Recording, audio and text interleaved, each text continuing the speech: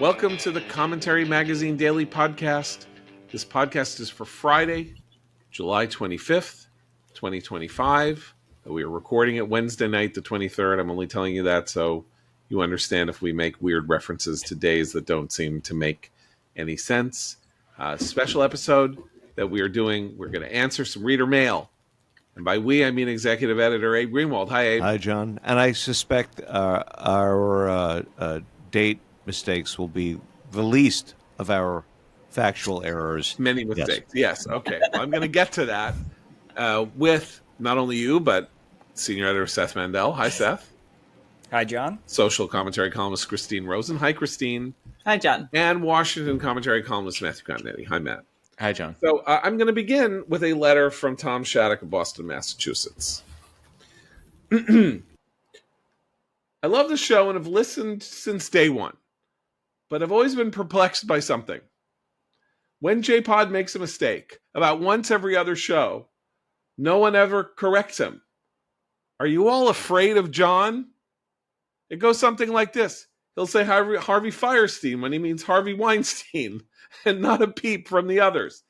He'll say he saw the tall ships for the bicentennial in 1776, and you all let it go. He often gets things wrong, and none of you speaks up. Do you fear him, or is it you're trying to avoid showcasing his many blunders? God, can I just say this guy, I don't know who writes this stuff, but this guy is at the top of his game. We go jogging in the morning and I can't keep up. Thank you so much. Yes, I am the Joe Biden of the show. Does it sound like Corinne G. Pierre enough? No, that was so good. Yes. So I correct you sometimes. I correct you. You correct me. And if I said Harvey Fierstein instead of Harvey Weinstein, that's pretty funny, actually. I mean, but I like the idea that this is a fear-based podcast, that we all kind of cower in fear of what you might do to us if we correct you. I think part of this is just context clues. When you know someone for a really long time and you have these daily conversations, we knew you didn't mean 1776, and we knew you didn't mean Harvey Fierstein. Although who among us has not confused Weinstein and Fierstein? So I do think that we just assume and fill in the gaps in the same way that people do when they see something and a word is missing and their brain fills it in. So that's my explanation. Thank you. Okay, well, I'm going to raise another... I have a similar explanation. 99% of the time, I don't catch the mistake. Okay, that's for sure. And when I do, I figure... And I think this is something that I have heard from listeners. They like when our dogs bark. They're interested in what the weird sounds are outside. They like the general looseness of the discussion. And if there's a slight audio version of a typo in the production, so be it. Okay, well, I'm going to give you another one here. This is Andrew C. Stevens, not the actor, director of B movies, Andrew Stevens. A small comment on Wednesday's podcast. Henry VIII was the one famous for eating huge turkey legs. Although there is no portrait of him with a turkey leg, he probably did enjoy a good turkey from time to time. In the days of Henry II, however, there weren't any turkeys in Europe. Now, this is because I made a joke about how Henry II said, "Who will rid me of this meddlesome priest?" and then left the throne room and then maybe ate a giant turkey leg. I did not mean that Henry II, King of England, actually ate a giant turkey leg.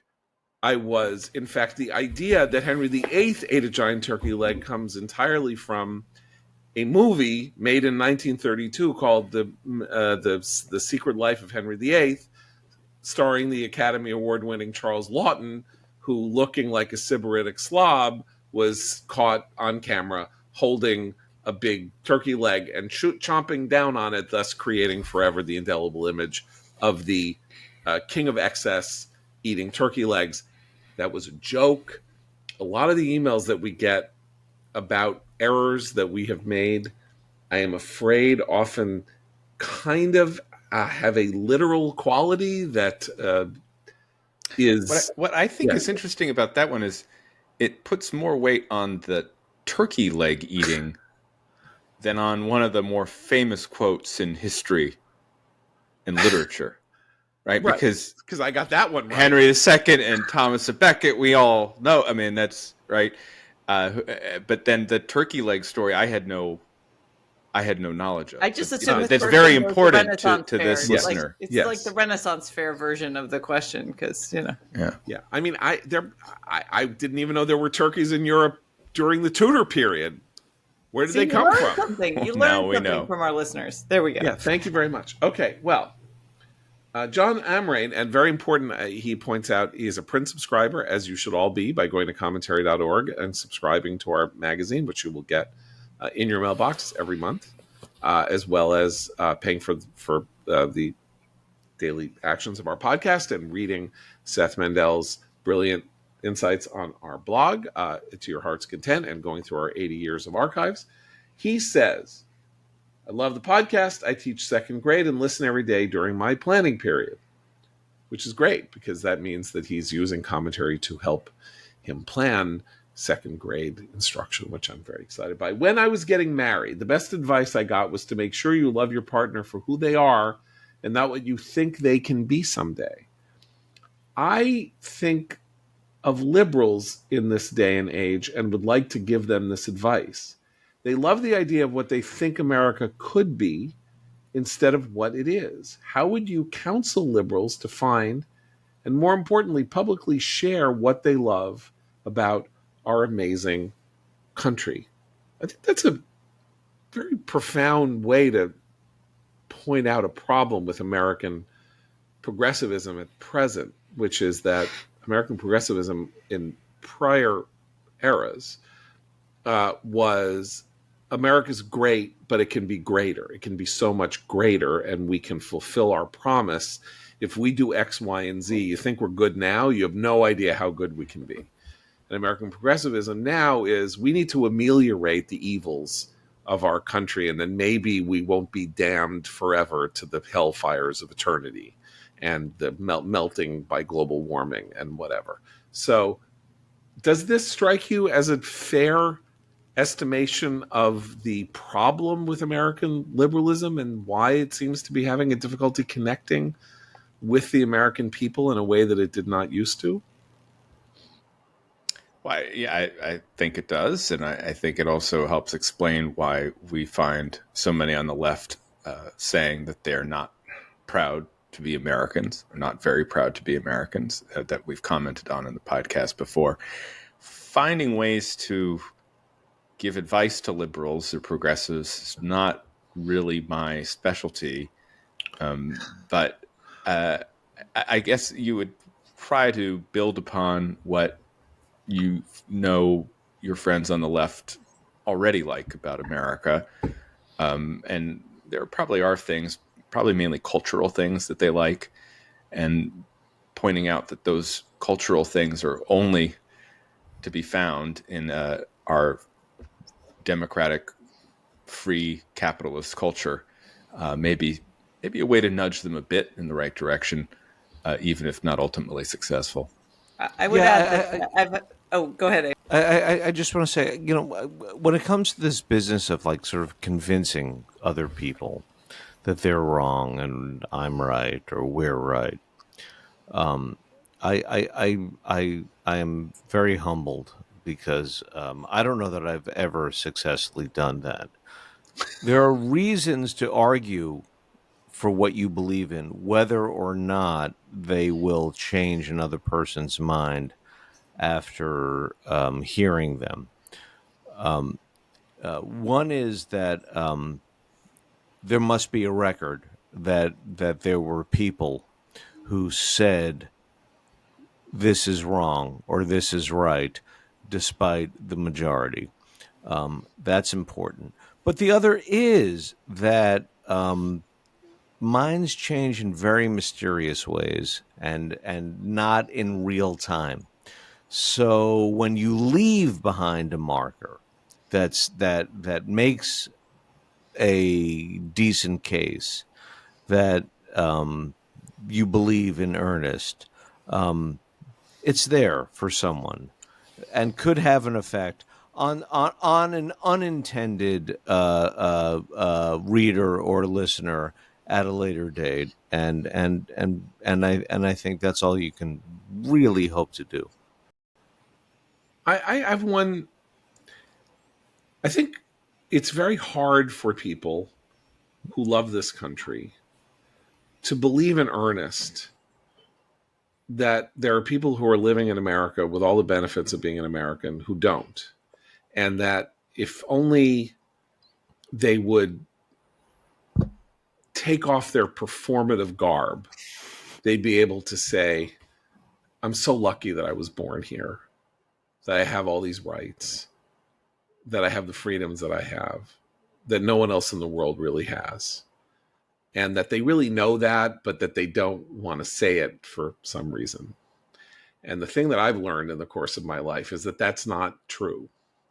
There are people who live here by the tens of millions, maybe even who don't. And there are many reasons why they don't. They might not love their families either. They might not love, they may hate their lives. They may whatever, but they don't think that they live in the greatest country on earth. It's very hard to understand if you think you live in the greatest country on earth, why somebody else would think otherwise. You often have that thing where you say, if only they could just be transported somewhere for a day to live in North Korea, they would see what it was like not to live here, or something. But it's a real thing. It's just like you're supposed to love the person that you marry for who they are and not who you would wish them to be. But what if you don't love them? But there are a lot of people who don't love America. I'm going to interject because that's too dark. One thing to the question asked, how do you actually broach it with someone who is on the opposite side of the political aisle? I will say I've had success with one thing with my contemporary liberal friends, and that's that. And I do think most of them love this country. Their disappointment in the country and in half of the American people overwhelms their ability to acknowledge that they do love the country at times. But they care a lot about expertise. And the honest ones among them understand that people don't trust the experts anymore. And some of the conversations I've had in the last few years with my liberal friends have been most successful when I ask them, okay, so how do we restore that trust in experts? Because they were wrong about this, they were wrong about this, we were lied to about that. The mistrust is actually the rational response right now. How do you restore trust in all of these institutions and all of these experts who you believe can guide this country in the right direction if you think it's going the wrong one? And that often produces very fruitful discussions that get down in sort of into the weeds, but in a productive way, about whether it's academia or whether it's Congress or whether it's, sort of corporate America. And I don't always agree with the solutions they come up with, but it gets them away from tribal, political, emotional, overreactive responses to kind of traditional ways of discussing left and right. Okay, so here's a question that's extremely difficult to answer in very short form, but I'm going to throw it out there anyway because it's an interesting question, and maybe we can answer it and then solve America's problems in one go. Katie Hacker of Evington, Virginia. Every time I hear talk about entitlement programs like Medicare, Medicaid, and Social Security, I wonder what is keeping Donald Trump from reforming these programs. He is a second-term president. He can't run again. So what is there for him to lose? Why not tackle the really big and ugly? Eventually, somebody will have to. Why not fall on the sword and just do it? Or did I just answer my own question? So this is the $64 trillion question, almost literally. Someone's going to have to do it. He doesn't believe in it. He's a Democrat at heart on that stuff. I mean, he's never had that impulse.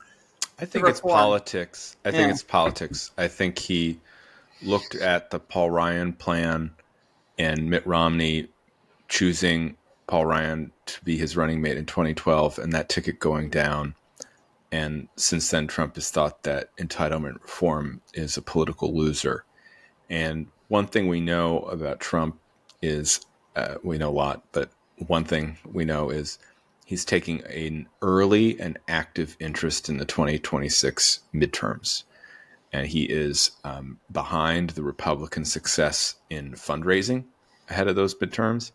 He is behind some of the recruitment wins that Republicans have been making.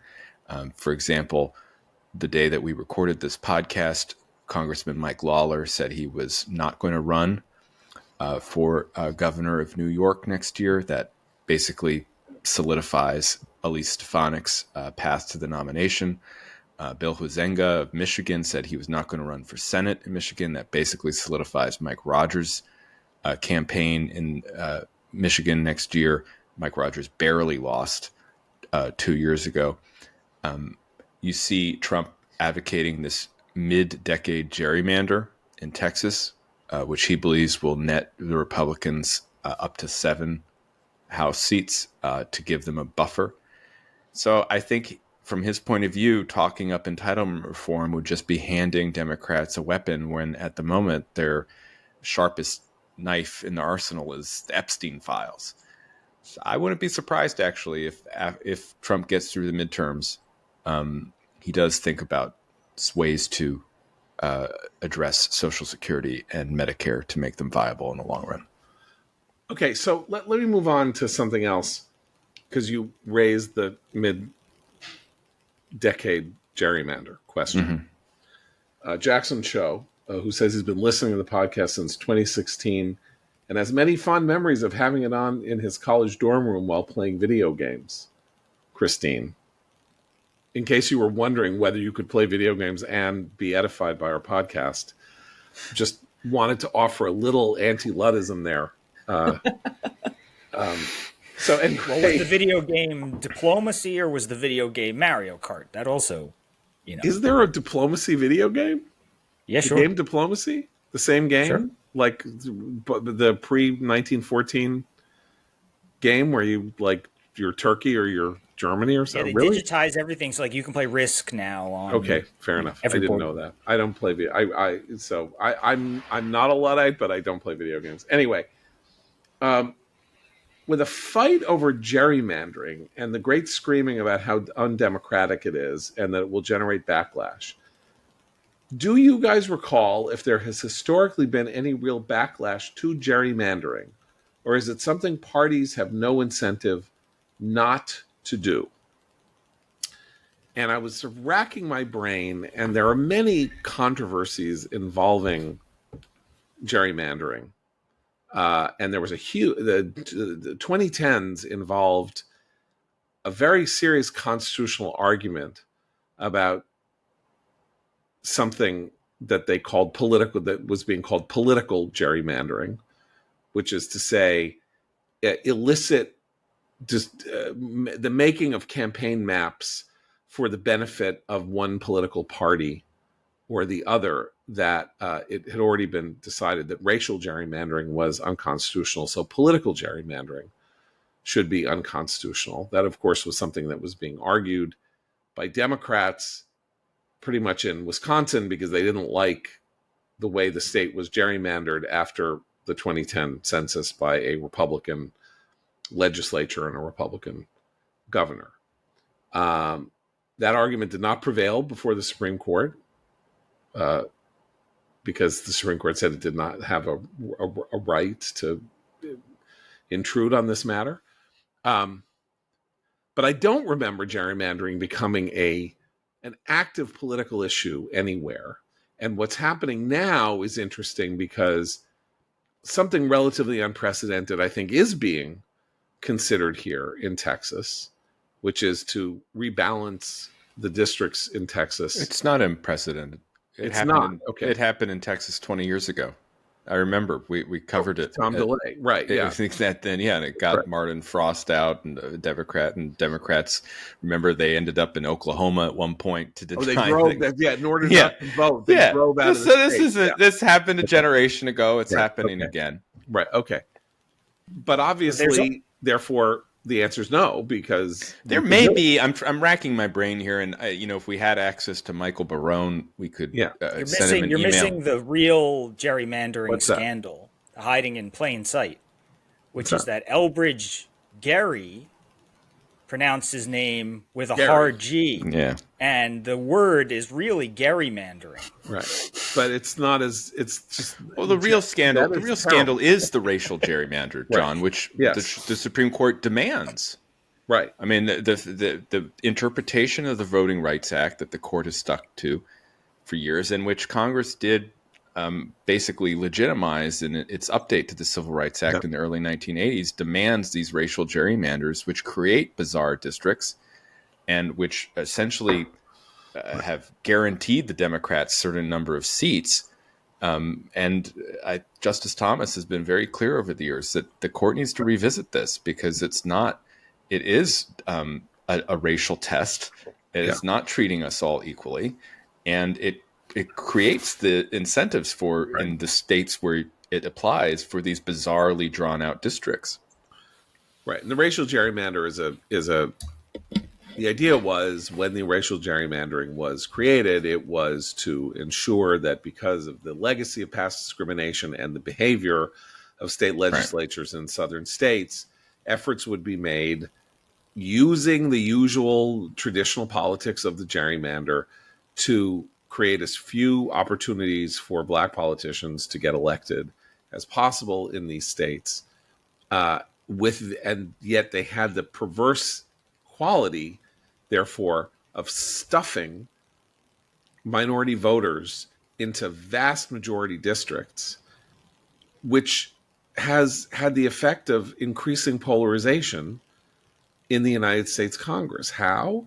Because if you can shove black people into one district in a state, and then to make sure 2 or 3 black districts in a state, the Republicans who would win in that state have no incentive whatever to have to practice a politics of racial coalition.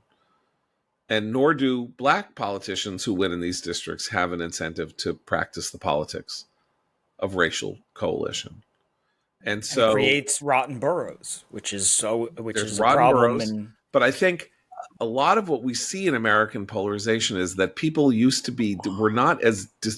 were much more uncleanly distributed around the country, and districts had weird characters in which a very conservative politician might nonetheless have to do X, Y, or Z to satisfy a certain constituency within his district because they lived there for a long time. And give them something, or I think a it's liberal in a conservative district. I think it's a very interesting time to bring up the issue because of the demographic reshuffling politically of the American electorate right now, right?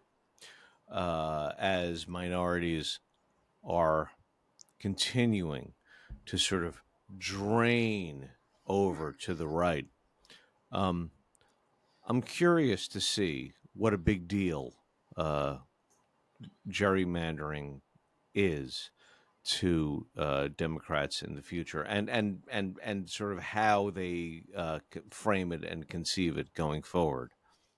Well, there is a weirdness, right? We're in a different place.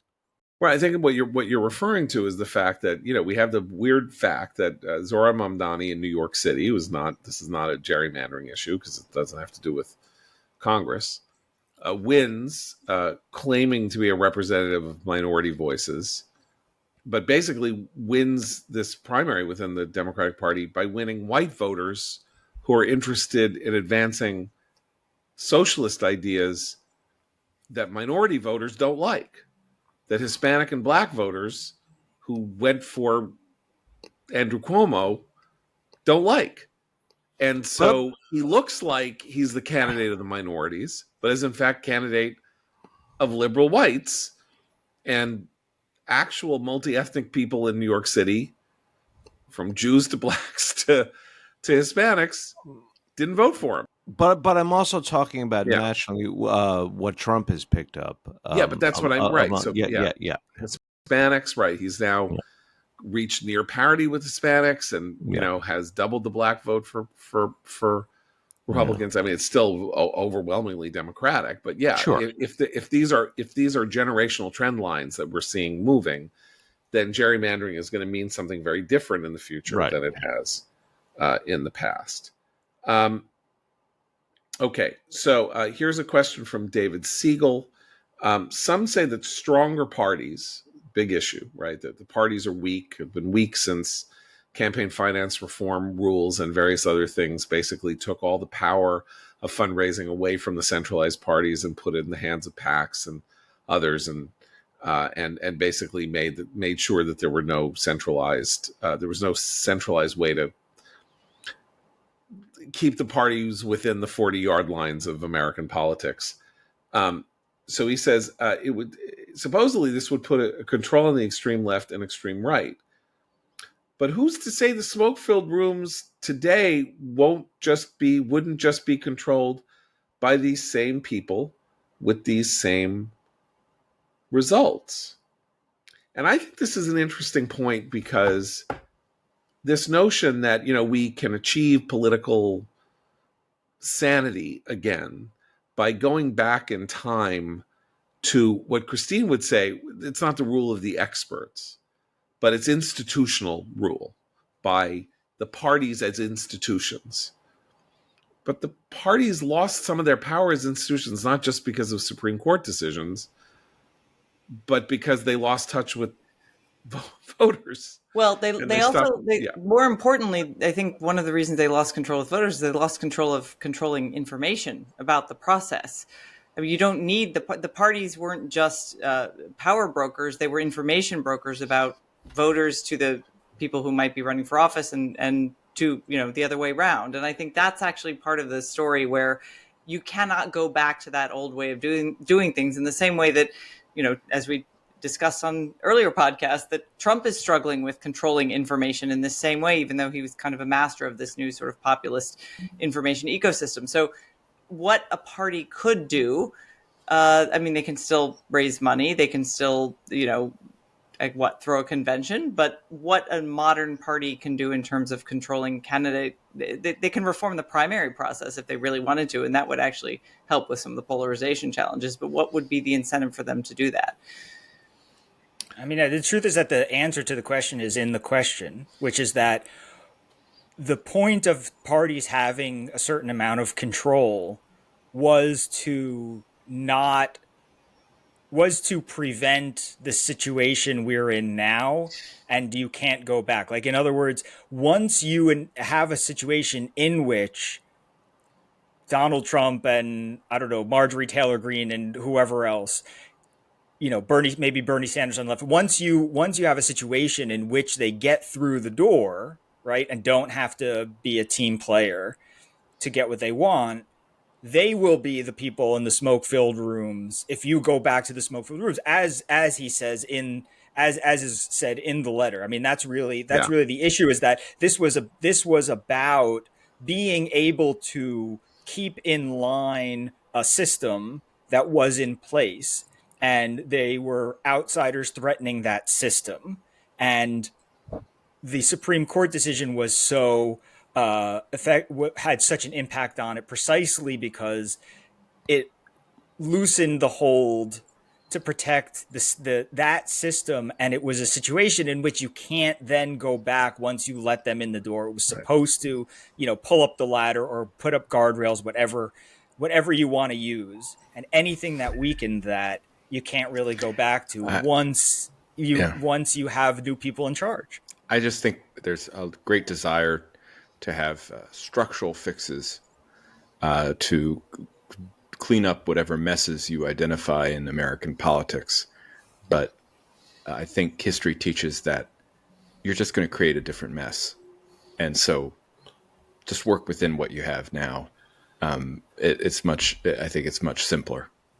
I mean, there's a pattern in political life, and particularly in democracies and in republics. And America is very complicated since it has local, state, and federal politics. And these things can happen at the same time, or they can happen in different places radically on different schedules. But there is a constant battle between institutionalist entropy and reformist zeal. And the thing is that the reformists, often because the entropy degrades the institutions, the reformists jump on that and say, this isn't working anymore. We need to fix it and make the system better. And then when they come in, they make all kinds of changes that make everything different, but not really better. It turns out that they're not necessarily better. They have different incentive structure. The incentive structures change, and the incentives, what the corruption is that people in power tend toward, turns to be a different thing. Sometimes it's money, sometimes it's power, sometimes it's, ethnic supremacy, sometimes it's other stuff. But the incentive to misuse power is always there, even if you're a reformer, and that's. Yeah, I just want to add, Seth's talking about the Republicans, but I mean, if you look at the Democrats, who are the party masters that people are supposed to bow down to? I mean, this is an open mystery. This is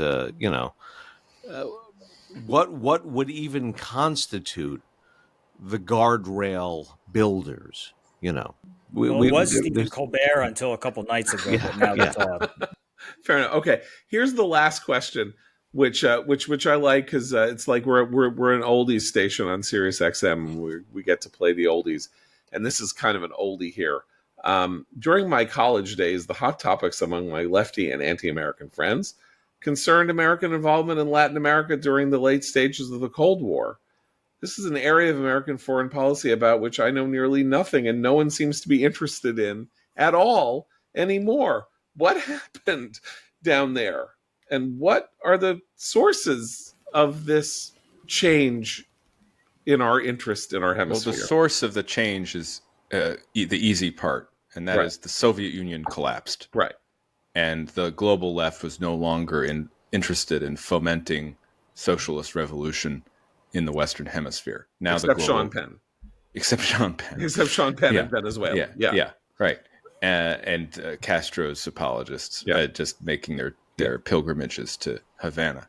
But the global left now is interested in destroying the state of Israel. And so that's where the attention is now. Right. But Exactly. in the 1980s, over in the debates over American aid to the Contras fighting the Sandinistas, or American aid to the government of El Salvador fighting the communist militias there, that was front and center, along with issues like the nuclear freeze and support for the Mujahideen and Star Wars.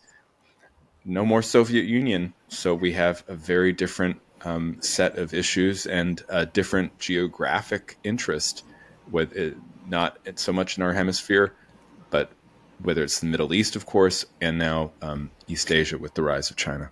But I would argue that one part of the question that is worth considering going forward is that how that history is taught now on college campuses and even K through 12 to each new generation of Americans casts America as a villain that was, because the Cold War narrative is fading in memory, and certainly was never existent in ideological terms for the people often teaching this stuff.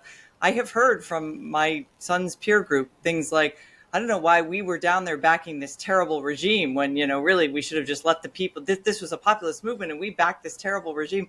And I will try to explain exactly as Matt just did very well. Well, this was a broader, question of the Cold War and the Soviet Union, and we were countering their power. So yes, we sometimes had to put our effort and might behind people who were not super salubrious, but that this was all strategy. They don't see it that way because they don't really have that concept of history. And it might be important for some young historian of a more conservative bent to retell that story in a way that places that in context, because it's often Do I have the book for you?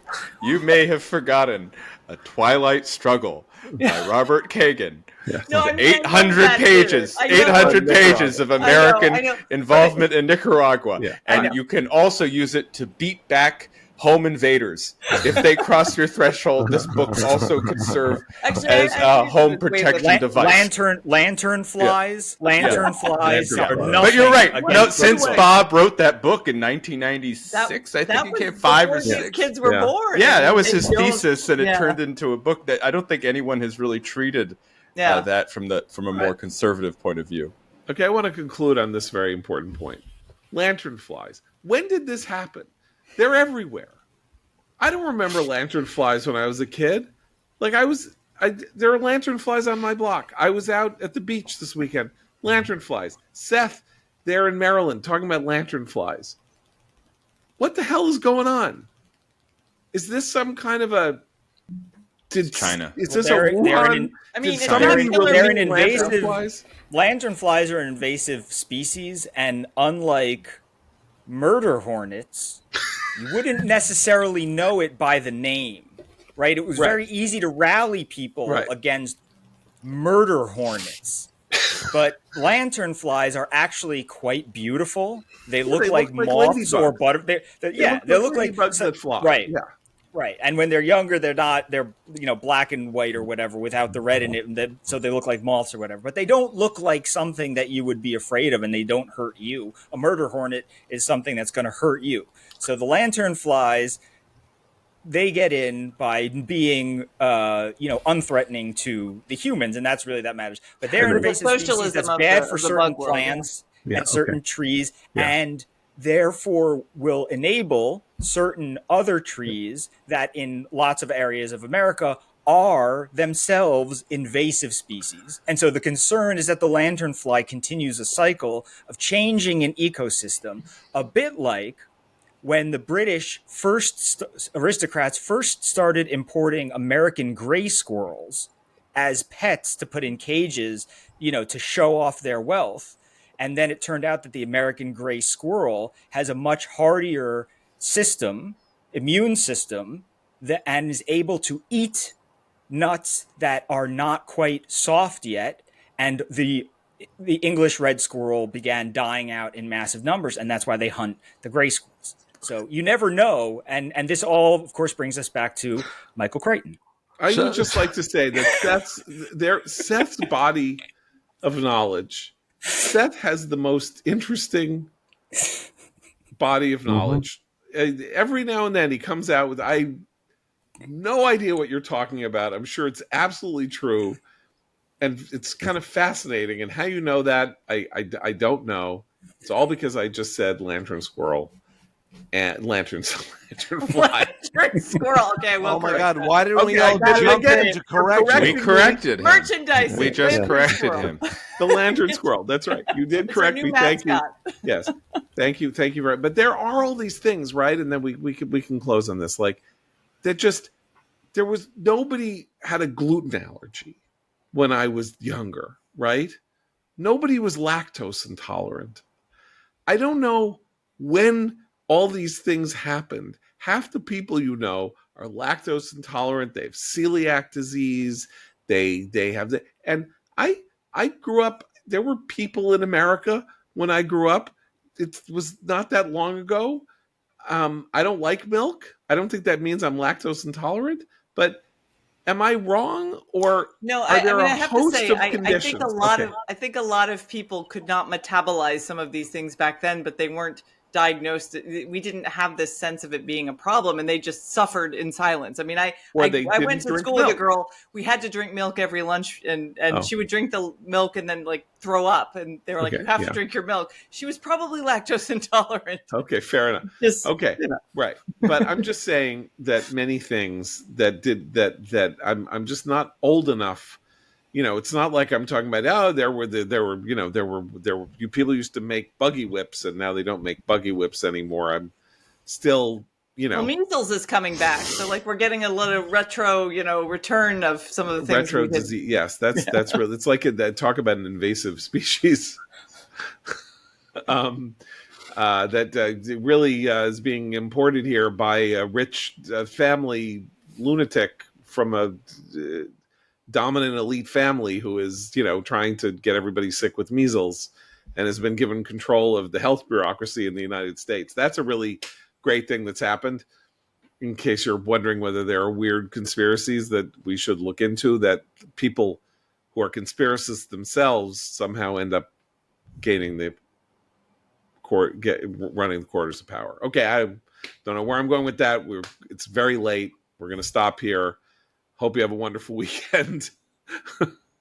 thanks for all that. We got many wonderful letters. I'm sorry we didn't get to all of them, and They were really great. They The were, audience they were was really good. Can I just add like a special addendum here? I've noticed this over the past few years, and especially since October 7th, 2023. We actually get a lot of letters from people saying something along the lines of, I'm not Jewish, but I really support the Jewish people. I have always been in line with the with supporters of Israel, and I've been awed by what brief exposure I've had to Jewish ethics and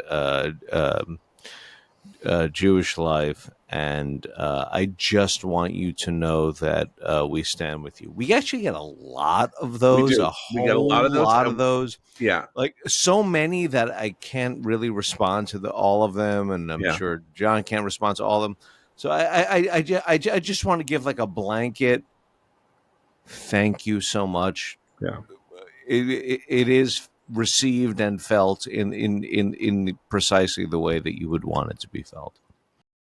It is, and we got a great many questions of this sort, but they were very broad. A lot of them were sort of like, what can I say to my friends who don't like Israel about why they should like Israel? And the answer, we were trying to run through questions, not get locked in a Talmudic debate for hours on one. But thank you, yes, thank you very much. Thank you to everybody who writes in.